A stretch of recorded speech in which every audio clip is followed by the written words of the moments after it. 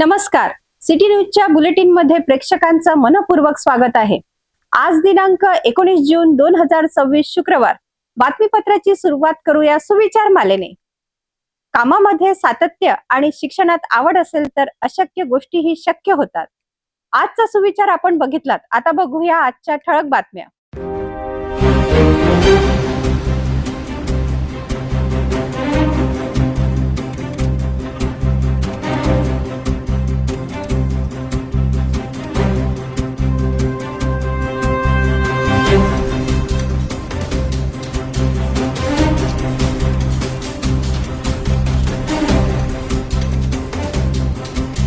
ठळक बातम्या बघितल्यात. आता घेऊया एक छोटासा ब्रेक. शादी और ब्याह की शुरुआत आराधना साड़ी के साथ Aradhana wholesale shopping mall L2 Bijland complex Nandgaon Peth Amravati Jawahar road Amravati. Break नंतर बघूया सविस्तर बातम्या. सुरुवातीला एक नजर टाकूया या शहरातील गुन्हेगारी क्षेत्रातील घडामोडींवर.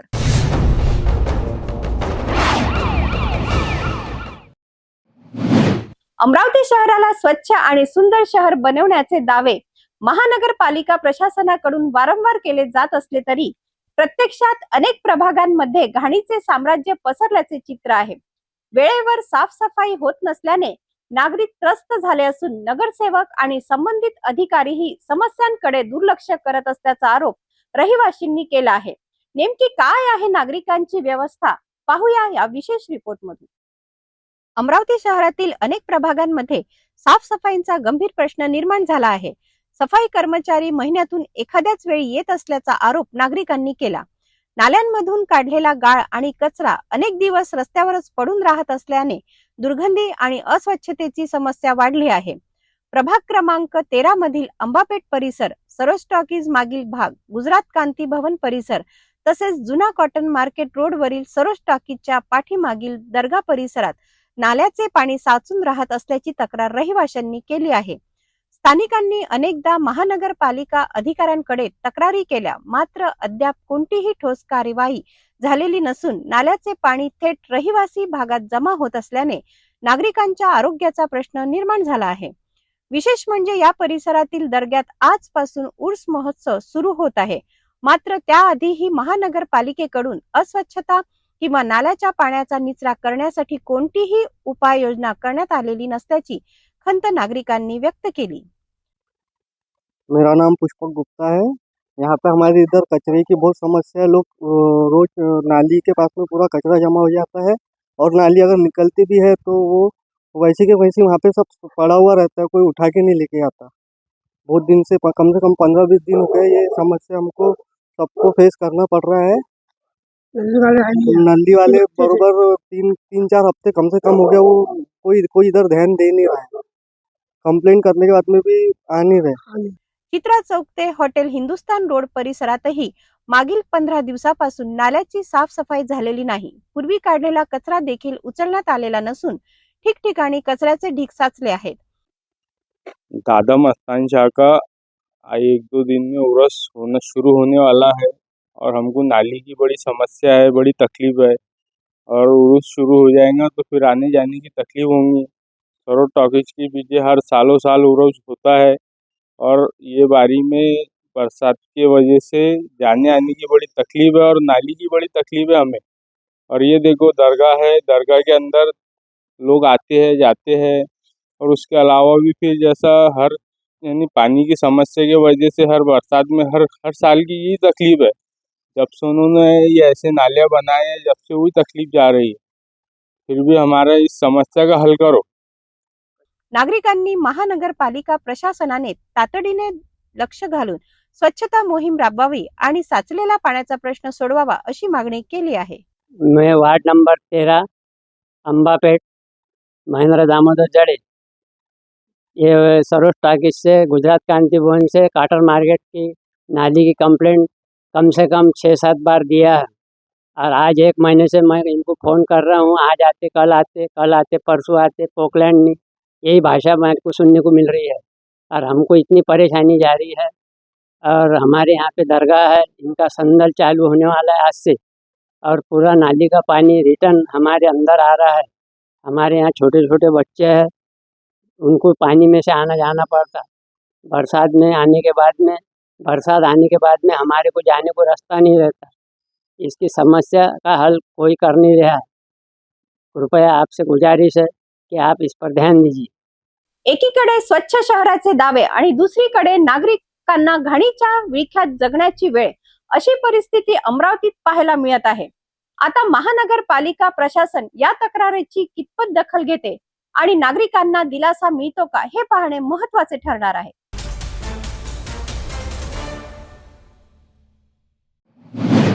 अमरावतीतील प्रभाग क्रमांक 7 मधील नागरिक नाल्यांच्या समस्येमुळे त्रस्त झाले आहेत. मैफिल हॉटेल लगतच्या गल्लीत हॉटेलमधून निघणारे सांडपाणी आणि किचन मधील वेस्टेज नाल्यात सोडले जात असल्याचा आरोप नागरिकांनी केला आहे. या तक्रारीची दखल घेत मनपा आयुक्त वर्षा लढ्ढा यांनी परिसराची पाहणी करत संबंधित अधिकाऱ्यांना आवश्यक सूचना दिल्या. प्रभाग क्रमांक 7 मधील मैफिल हॉटेल लगतच्या गल्लीत नाल्यांच्या समस्येमुळे नागरिकांचे हाल होत आहेत. स्थानिकांच्या आरोपानुसार हॉटेलमधून निघणारे सांडपाणी तसेच किचन मधील उरलेले खाद्यपदार्थ आणि वेस्टेज थेट नाल्यात सोडले जात असल्याने परिसरात दुर्गंधीचे साम्राज्य पसरले आहे. या समस्येमुळे नागरिकांनी वारंवार तक्रारी केल्यानंतर मनपा आयुक्त वर्षा लढ्ढा यांनी परिसराला भेट दिली. यावेळी स्वच्छता अधिकारी डॉक्टर अजय जाधव देखील उपस्थित होते. पाहणी दरम्यान आयुक्तांनी संबंधितांना तातडीने सुधारणा करण्याचे निर्देश दिले. मात्र महफिल हॉटेलमधून निघणाऱ्या वेस्टेजवर मनपा स्वच्छता विभाग कितपत प्रभावी कारवाई करतो याकडे नागरिकांचे लक्ष लागले आहे. शहरात स्वच्छतेबाबत अनेक तक्रारी समोर येत असून स्वच्छता विभागाच्या कार्यपद्धतीवरही प्रश्नचिन्ह उपस्थित केले जात आहेत.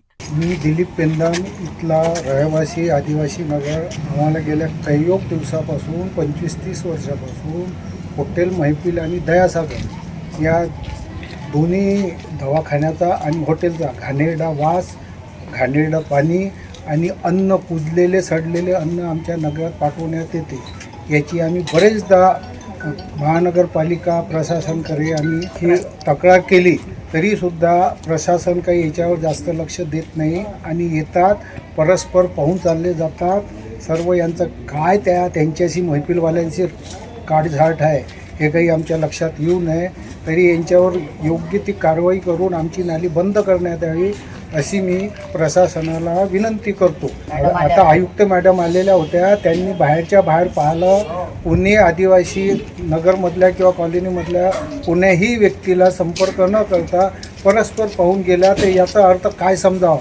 समस्या आमची आहे, आमच्याशी चर्चा करत नाही आणि त्या हॉटेलवाल्याची आणि दयासागरवाल्याशी चर्चा करतात. काय फिक्सिंग होते आम्हाला काही माहीत नाही. आम्ही त्यांना 2 महिन्याची मुदत देत आहे. त्यांनी तिकडनं त्यांची नालीचा रस्ता काढावा नेक्स्ट लेवल पासून. सुरू घाण पाणी आमच्या अंगणामध्ये येत आहे. आमचे लहान मुलं बिमार पडत आहे. मैफिल हॉटेल परिसरातील नाल्यांची समस्या आणि दुर्गंधीमुळे नागरिक त्रस्त झाले आहेत. मनपा प्रशासनाने दिलेल्या सूचनानंतर प्रत्यक्षात किती सुधारणा होते हे येणाऱ्या काळात स्पष्ट होणार आहे.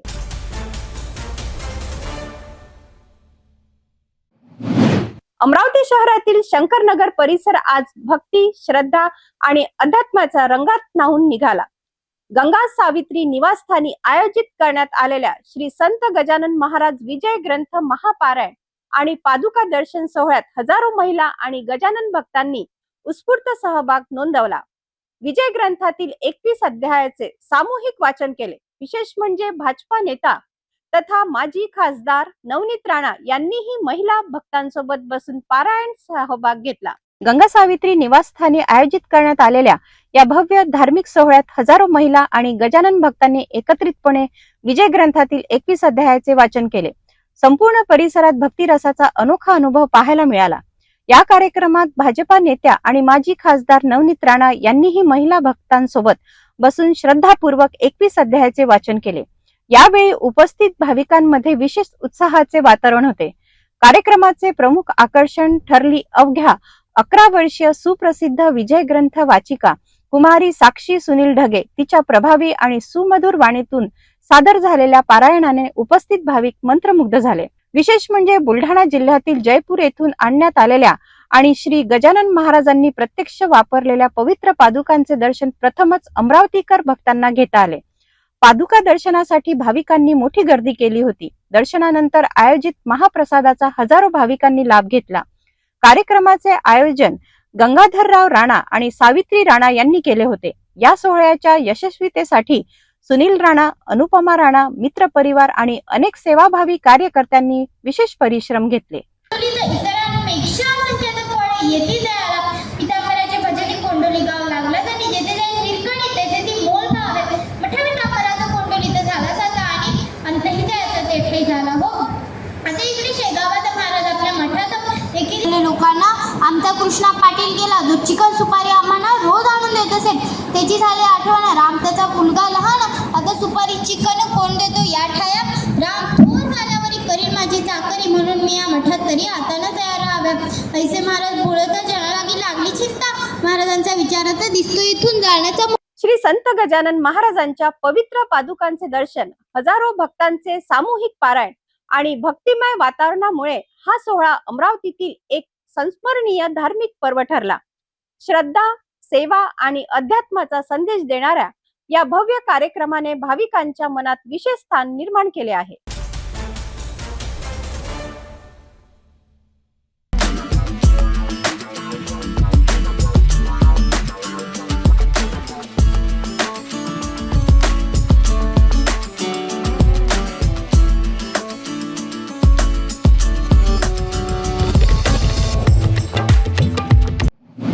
नागपूर जिल्ह्यातील खापरखेडा येथे एक हृदयद्रावक अपघात घडला.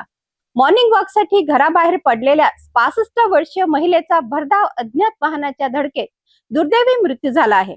या घटनेमुळे परिसरात हळहळ व्यक्त केली जात आहे. नेमकं काय घडलं पाहूया या विशेष रिपोर्ट मधून. खापरखेडा कोराडी देवी मंदिर मार्गावर गुरुवारी सकाळी हा भीषण अपघात घडला. जिजाबाई कृष्णाजी गौरखेडे वय 65 वर्षे या रोजप्रमाणे मॉर्निंग वॉकसाठी घराबाहेर पडल्या होत्या. एपी बियर बार समोर त्या रस्त्याने चालत असताना मागून आलेल्या एका भरधाव अज्ञात वाहनाने त्यांना जोरदार धडक दिली. धडकेनंतर जिजाबाई रस्त्यावर कोसळल्या. त्यांच्या डोक्याला आणि शरीराला गंभीर दुखापत झाली. अपघातानंतर वाहन चालक घटनास्थळावरून वाहनासह फरार झाला. घटनेची माहिती मिळताच खापरखेडा पोलिसांनी तात्काळ घटनास्थळी धाव घेतली आणि जखमी जिजाबाई यांना उपचारासाठी नागपूरच्या मेयो रुग्णालयात दाखल केले.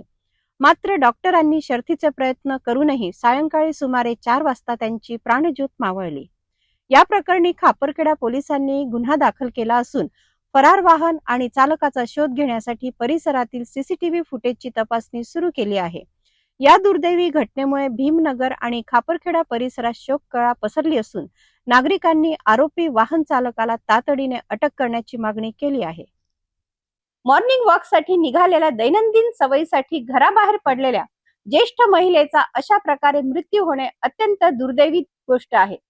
फरार वाहन चालकाचा लवकरात लवकर शोध घेऊन त्याच्यावर कठोर कारवाई करण्याची मागणी आता जोर धरत आहे.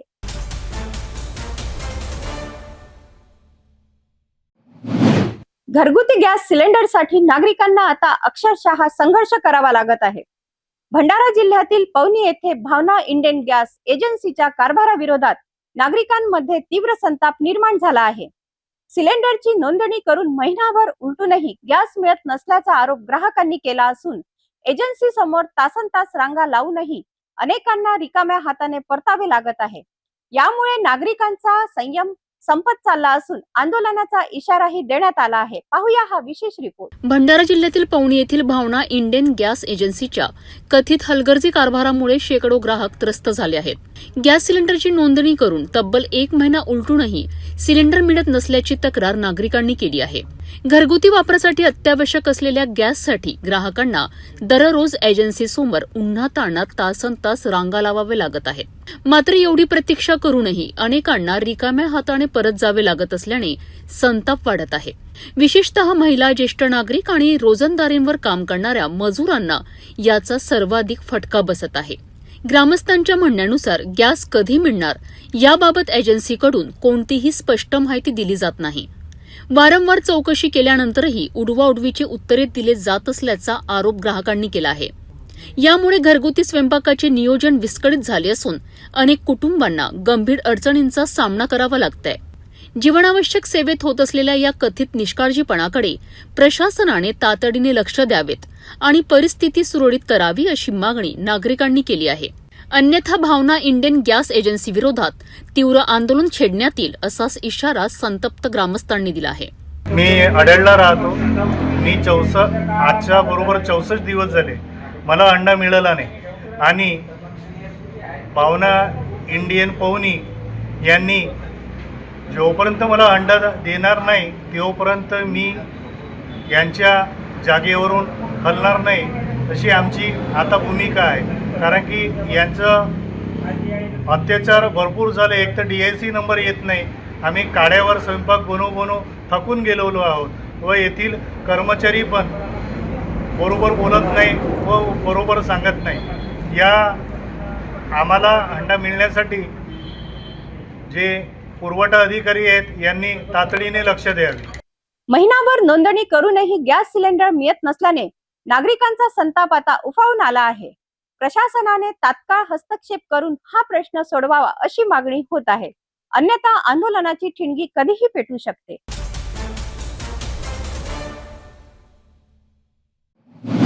मेहकरमध्ये शेतकऱ्यांच्या प्रश्नांवरून वातावरण तापलं आहे.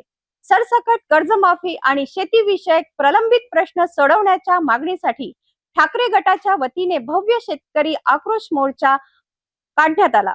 आमदार सिद्धार्थ खरात यांच्या नेतृत्वाखाली निघालेल्या या मोर्चात विधान परिषदेचे विरोधी पक्षनेते अंबादास दानवे सहभागी झाले. बुलढाणा जिल्ह्यातील मेहकर येथे उद्धव बाळासाहेब ठाकरे पक्षाच्या वतीने भव्य शेतकरी आक्रोश मोर्चाचे आयोजन करण्यात आले. आमदार सिद्धार्थ खरात यांच्या नेतृत्वाखाली निघालेल्या या मोर्चात हजारो शेतकरी, महिला आणि शिवसैनिक सहभागी झाले होते. मोर्चात विधान परिषदेचे विरोधी पक्षनेते अंबादास दानवे यांनी सहभाग घेत राज्य सरकारवर जोरदार टीका केली. शेतकऱ्यांना दिलेली आश्वासने पूर्ण करण्यात सरकार अपयशी ठरल्याचा आरोप करत वाढते कर्ज, उत्पादन खर्च आणि नैसर्गिक संकटामुळे शेतकरी अडचणीत असल्याचे त्यांनी सांगितले.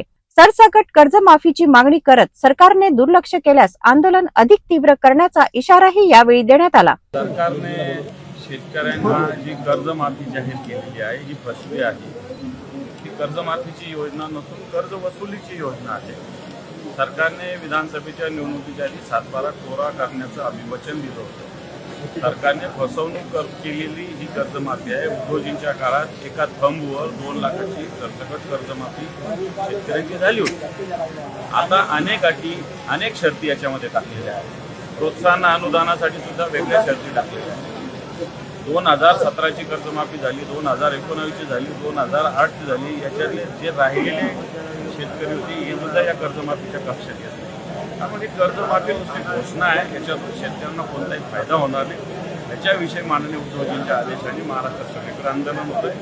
आज या बुलढाणा जिल्ह्यामध्ये मेहकरला सुद्धा आंदोलन होत आहे. शिवसेनेच्या वतीने इथले खासदार आपले खरात साहेबांच्या माध्यमातून त्यांच्या नेतृत्वाखाली म्हणून असंच आंदोलन संपूर्ण महाराष्ट्रात शिवसेनेनं सुरू केलेलं आहे आणि याचा बनवा निश्चित येणाऱ्या काळामध्ये गावागावापर्यंत पोहोचेल. शेतकऱ्याच्या प्रश्नासाठी सरकार अपयशी ठरलं अपयशी ठरलेलं आहे. सरकारला शेतकऱ्याच्या प्रश्नाची संवेदना नाही आहे. आज पीक विमा शेतकऱ्यांना मिळाला नाही. 33,000 कोटीचं पॅकेज सरकारने जाहीर केलं होतं अतिवृष्टीचं, ते मिळालेलं नाही. आज बाजारामध्ये युरिया मिळत नाही, DAP मिळत नाही.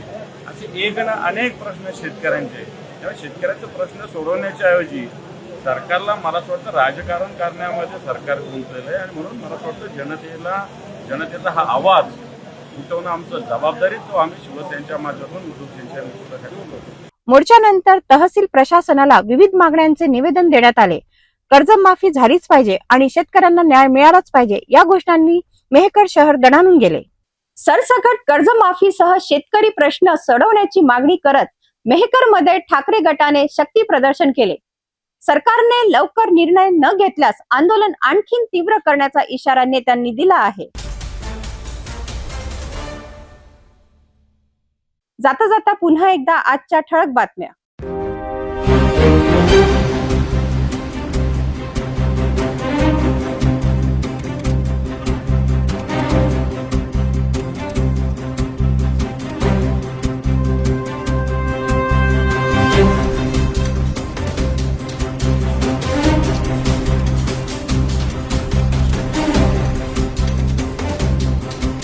आपण आता सिटी न्यूज चॅनल आपल्या टीव्हीवर सुद्धा बघू शकता.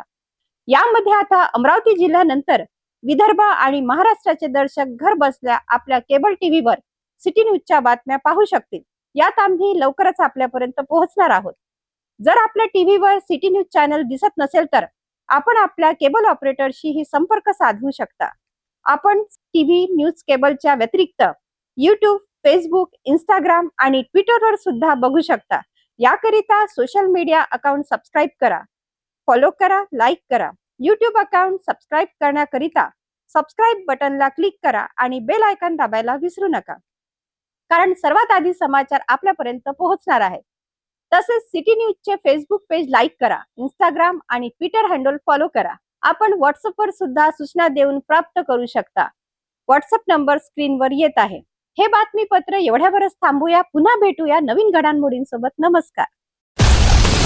हर खबर पर पैनी नजर, हर मुद्दे पर सटीक वार, यही है सिटी न्यूज की पहचान. जहाँ सच्चाई की आवाज दबाई जाती है वहाँ सिटी न्यूज उठाता है सवाल. हर स्क्रीन पर, हर प्लेटफॉर्म पर हमारी मौजूदगी बोलती है. सिटी न्यूज हमेशा सच के साथ.